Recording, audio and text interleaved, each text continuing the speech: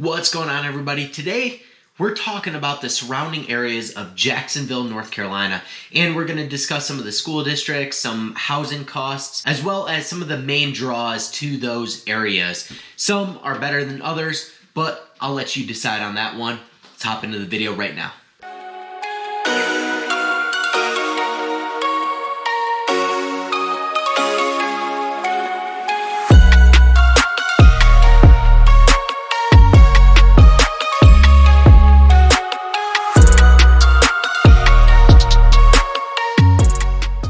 What's going on, everybody? Welcome to the channel, or welcome back to the channel. If you're new here, go ahead and hit that subscribe button as well as that notification bell so that you're notified every single Tuesday and Thursday that I drop a new video pertaining to everything eat, sleep, and play Eastern North Carolina. Guys, my name's Avery Hamilton. I'm with American Home Team at eXp Realty, and as much as I love making these videos for you guys, I would love even more to help you with your real estate needs. So whether you're looking to make a move in 9 days or 90 days, I would love to be the agent of choice for you.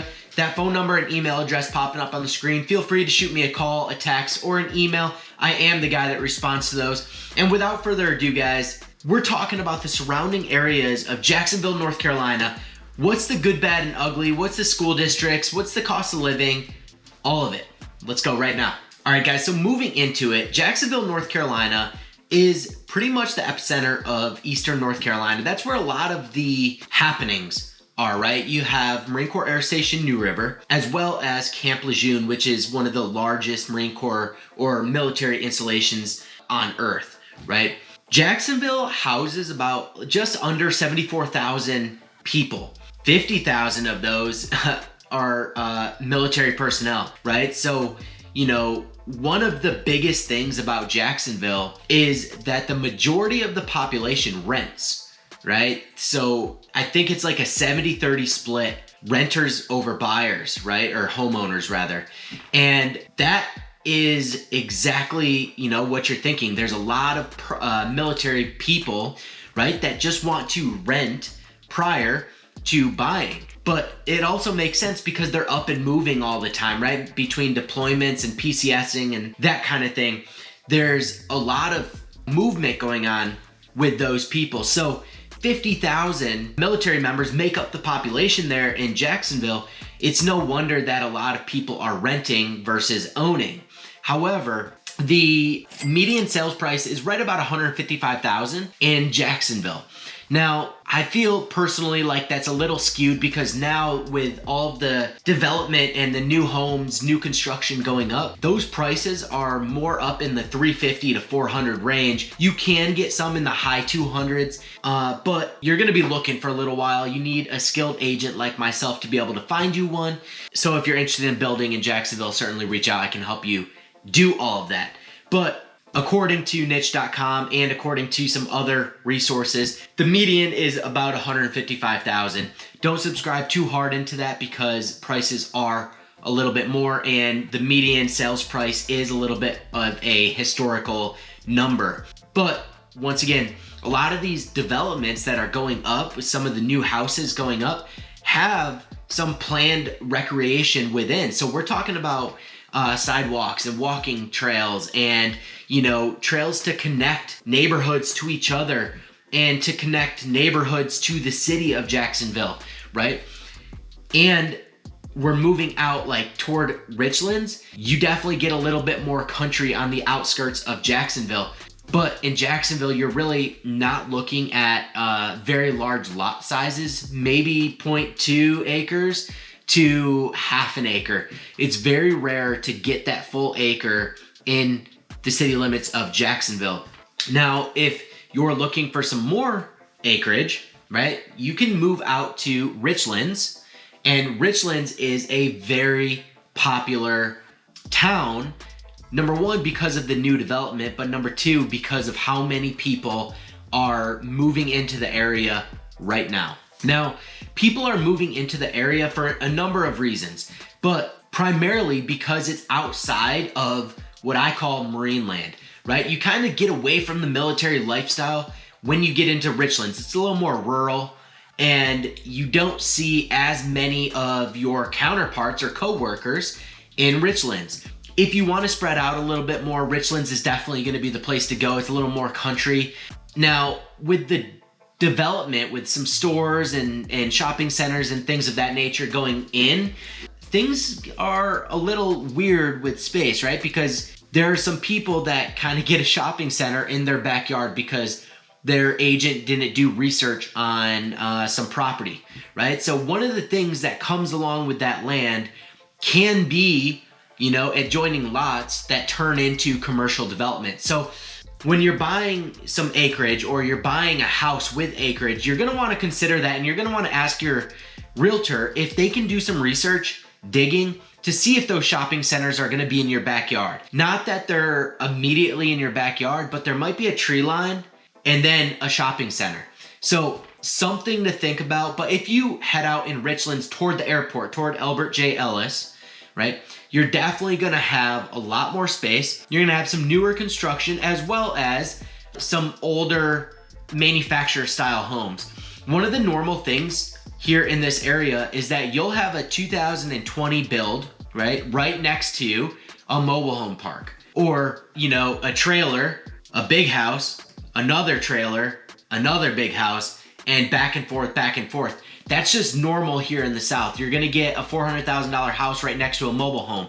So you need to be comfortable with that, because if you're buying some acreage or you're buying a house with a little bit of space or some privacy, or even in a development, you might have a mobile home park right next door. Not the end of the world, because not all of them are run down. Not all of them are like that stereotypical, right, trailer park. Some of them are nice, right? And you know, the people are very respectful and friendly, and they take care of their properties. But that is something that you're gonna wanna consider or think about before moving into Richlands, is who your neighbors are gonna be. All right, now, that's about as far inland as I'd like to go, other than maybe New Bern or Havelock, right?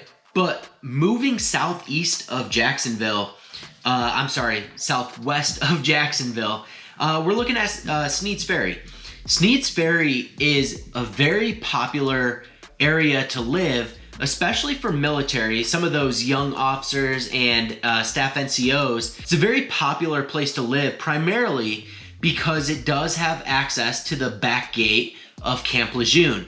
There's a bridge that goes over the river and right into Camp Lejeune. So the ease of access and the proximity to base is very, very close, and it's very easy to get onto base from there. Now, Sneads Ferry is also a nice little area. It's because it's coastal, right? It houses one of the two entrances or access bridges to Topsail Island.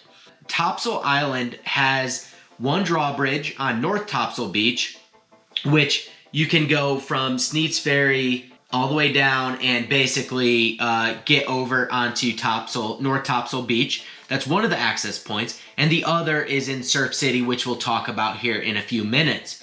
But Sneads Ferry is an up and coming area. It's highly populated with Marine Corps personnel, and you have very, very nice homes. You're looking in the 250 to about $500,000 or $600,000 price point, with a couple of $1 million homes sprinkled in there right along the waterway. So you have the New River, and then you have the Sound in between, like Sneads Ferry and then North Topsail Beach.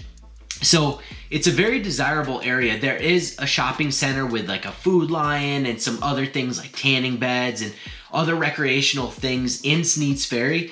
But the main draw for Sneads Ferry is that proximity to Camp Lejeune, the ease of access onto Camp Lejeune, and then the ease of access onto North Topsail Beach, because there's only two access points to Topsail Island.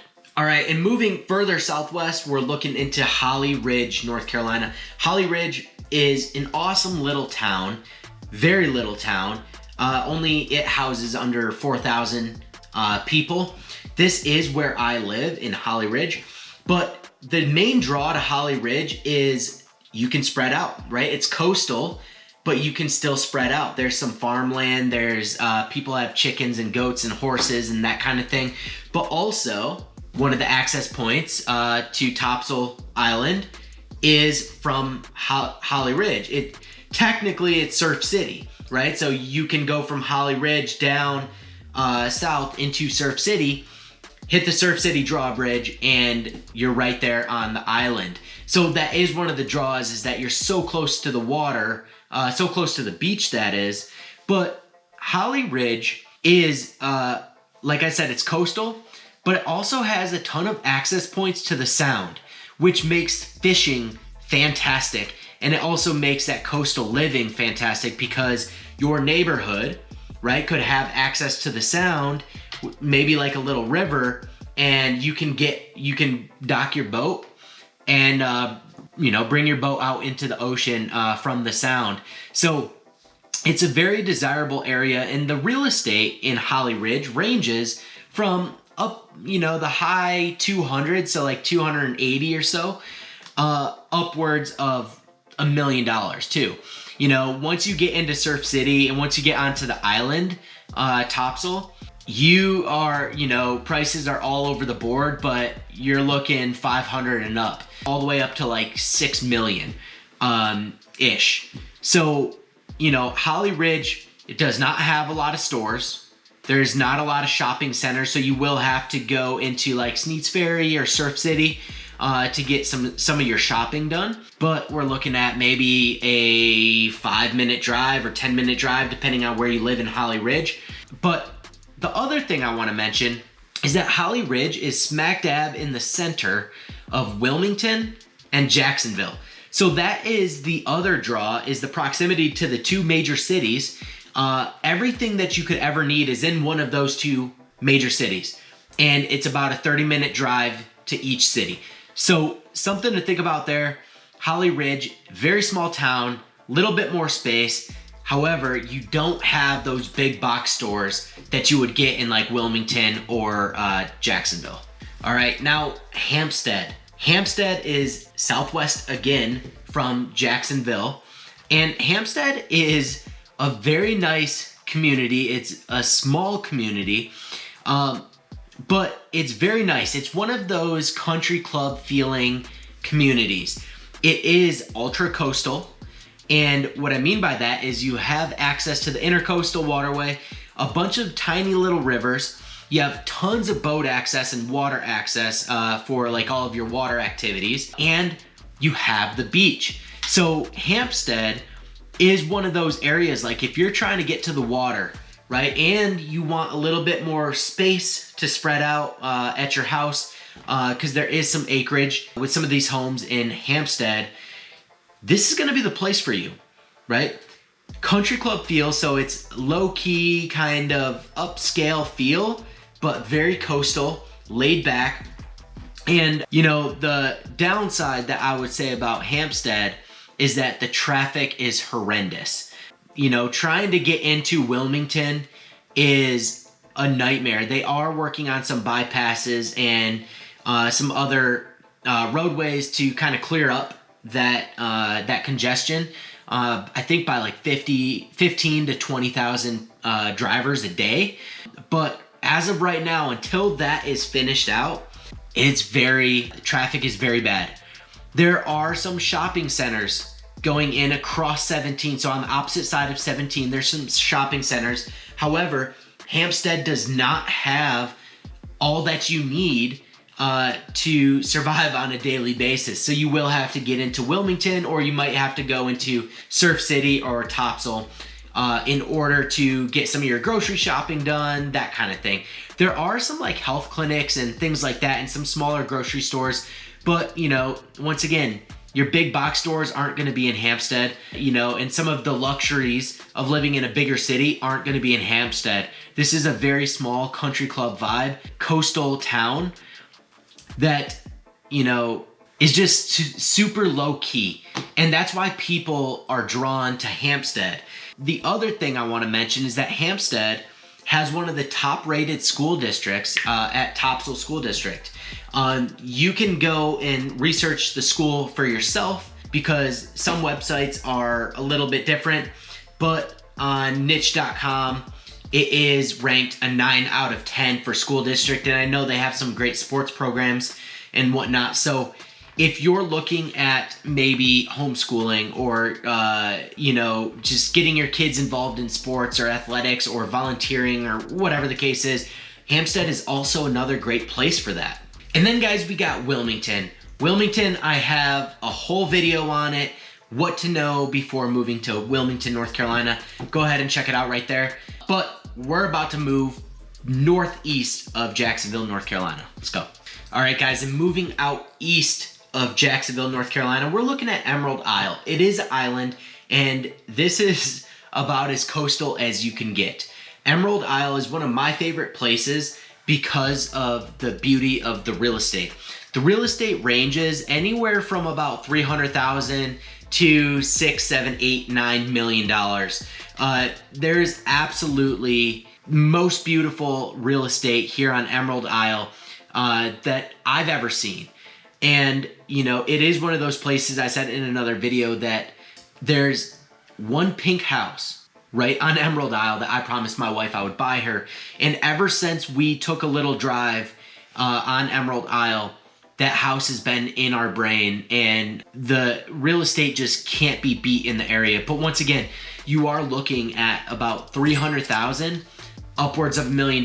But I want you to be cognizant that, in that $250,000 to $300,000 range, you are looking at some like mobile homes and some like RV sites and things of that nature. You are not looking at some of these big homes that you might need for a family of 4 or 5. You're gonna be looking at, something for a single occupant, right? Or maybe just a tiny family, like a family of 3. You're not gonna be looking at something big for that price. So 300, upwards of $1 million is what you're gonna be looking at in Emerald Isle. But guys, the beach, you can't beat it. It is a little bit of a busier area because of the beach, but you can get oceanfront properties and you can get soundfront properties, which is awesome because you can dock your boat and take it right out into the ocean, no problem, if you're on the sound. Now, I'm not sure. I think there is deeded access to some docks with some oceanfront properties. So something to look into if you're buying real estate on the oceanfront. We can certainly look at some dock access if you own a boat, right? But if you can't get a dock, there's definitely some storage options for you all over the place that you can store your boat in for that time every single week that you want to go and take it out into the sound and then get out into the ocean that way. And then Indian Beach is a must visit, which is right down the road from Emerald Isle, literally like 3 minutes. But once again, real estate is incredible. And there's like little souvenir shops and restaurants, ice cream parlors, things of that nature. So it is one of those coastal towns that you would see in movies or TV shows. And honestly, if you're in the area or if you're living in Jacksonville, it definitely is a great day trip to go to Emerald Isle and hang out on the beach. All right, and the last town I want to talk about is Swansboro. Swansboro is a charming little town that's coastal, once again, like all of these, and it does have a very suburban feel to it, right? Swansboro is, like I said, it's extremely charming, but it's one of those areas that families just tend to flock to, right? There's a number of families in the area as well as young professionals because of how, I guess, cute the town of Swansboro actually is. The access to the waterway is outstanding as well because it's right there on the sound and you can get right out into the ocean from there, as well as a short drive to like Emerald Isle or any of the other beaches around the area. The public schools in Swansboro are above average. There's a number of school systems in Swansboro, but all of them are above average. They're graded as a B on niche.com.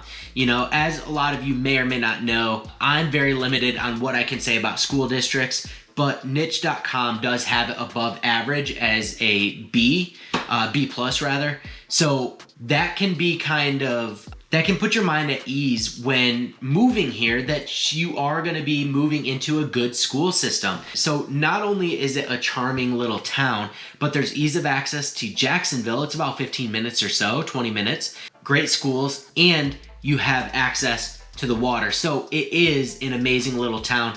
And there's not too much military in this area. The furthest that military is really going to go is like Hubert, until you get out into Havelock, which is MCA's Cherry Point, which houses some of your larger aircrafts like your C-130, C-7, C-5, that kind of thing. But that is Swansboro. Nice little commute over to Jacksonville, nice little commute over to New Bern if you wanted to go there, but definitely close to the beach, and tons of restaurants, tons of shopping, and it is that suburban feel. All right, guys, and there you have it. There was Jacksonville, North Carolina, surrounding areas. This video is not meant to necessarily be too in-depth, but these are some of the more popular areas in the Jacksonville region, not including Wilmington, of course, not including New Bern, which is a little bit further north and more inland. But the Jacksonville, North Carolina region is home to a lot of military, right? So all of these towns are extremely military friendly, veteran friendly, and you're gonna get discounts everywhere you go. You're gonna, you know, have support everywhere you go if you are military or prior service moving to the area. If not, you're probably moving here for the cheaper taxes, the real estate, and the coastal vibe, right? Being on the beach, the proximity to the beach. And all of these areas are at least 14% lower cost of living than a lot of the United States. I have another video talking about the cost of living of the area, but it is one of those areas that is going to save you some money, and there's a number of things you can do in all of these towns. You're never going to have a shortage of things to do. But with that said, guys, I hope you enjoyed the video. Hope you learned something from it. And if you guys need anything regarding your real estate search or relocating here, my team does specialize in the relocation and PCS process. So that phone number and email address popping up on the screen, go ahead and shoot us a call, a text, an email. We are never too busy for you guys and or your referrals. We would love to work with you guys. But until the next video, have a great one. We'll see you later.